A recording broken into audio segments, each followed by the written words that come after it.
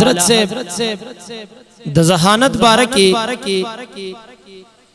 خپل استاد با اعلی حضرت سے مبارک تا اکثر و بیشتر بے فرمائل داغه د ذہانت بارکی استاد با ورتوی چیزو کل سبق پڑھاو ما تاسو ته سبق ویما نو زه په ټیم ډیر اخلما زما په ټیم ډیر لګي خو چې تکل سبق یادې نو بیا زما دا پڑھاولو د وګ ټیم نمستا ټیم په یادولو باندې بیا لګ مختصر لغون ته کې وخت کې تا سبق بیا سکے یاد کړی ویتا او تا ته سبق یاد وی اعلی حضرت سے طرف ذوالجلال علم و عرفان لویا پایا کې ورکړو دغه رنگا د ذہانتم یو عظیم فکرو علی گڑھ یونیورسٹی کې یو استاد ته دریازه یو سوال کې مسئله په خشوا اواغه استاد دریازه د زدکړه د پاره ډېر مزل کړي وي او دغه دریازه د غفن د زدکړو چې کله د علی گڑھ په مدرسه کې د په مسئله کې د ریاضه په مسئله کې سو مشکل رافیق شو ډېرو ګرځیدو خو چا ورته وخت کې جواب ورنکو یو کس ورته وی چې یارا هندستان د بریل شریف او د اعلی حضرت سے حواله ورکا چې ته لړشا په منظر الاسلام مدرسه کې امام اهل سنت اعلی حضرت عظیم المرتبه امام شاه احمد رضا خان قندهاری علیہ رحمت حواله ورکا چې ورشا او هغه طرف ذوالجلال پر ریاضه باندې ډېر لوی مهارت ورکړي هغه ودا داسې مسله ده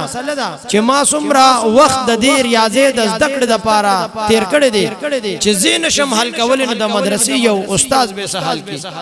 هغه ورته نه ته لاړ رب ذوالجلال د تاسو ناشنا ذہانت ورکړو سمود پس هغه لاړو چې لاړو امام اهل سنت ته خلق براتلو او داغي نه به قسم تپوسونه کول دیم په مجلس کې ناشته دا ملمم د علی گڑھ د یونیورسيټي نه لاړو او کې ناشتو امام اهل سنت سره نور ملمانم ناشتي چې کلا د ماسپخینه د روټه د طعام د خړلو وخت شو او امام اهل سنت سره نور ملمانم ناشتي دا ملمم ور سر ناشته دنه تپوس کی روټه خوري ملمانم ناشتي دا قسم ناشتي تپوس تی کوي چې ملما تسنګ راغله ورته زما یو ډیره اهم او ضروری او پیچیده مسله ده داغه تپوس بارکی تاسو د مدرسې تراغله امام اهل سنت ورته وایي ست تپوس کې وینا چې کله د روټینا زم فارغ شم تاسو فارغ شه تاسو د ملمنو نه فارغ شه بیا به موتا ځان له یو مجلس کو دا مسله دا ډیره پیچیده ده ډیر ستړي کوم امام اهل سنت وایي سم مسله ده چې څنګه ورته مسأله بیان کا ملمیون وړه خړل او بل خړل چې درې مې خړل امام اهل سنت بغیر د سوچ او فکر نه هغه مسله ورته تار کو واضح ورته کو دا ملمه چې کوم مشکلو د ریاضه د مسلې چې کوم مشکل دی استاد ته پیخو هغه وته اعلی حضرت سے په یو سو منټو کې دن هغه مسلې ورته حل رب ذوالجلال ورته ډېر لوی ذہانت ورکړو ځکه د امام اهل سنت د ذہانت بارک راځي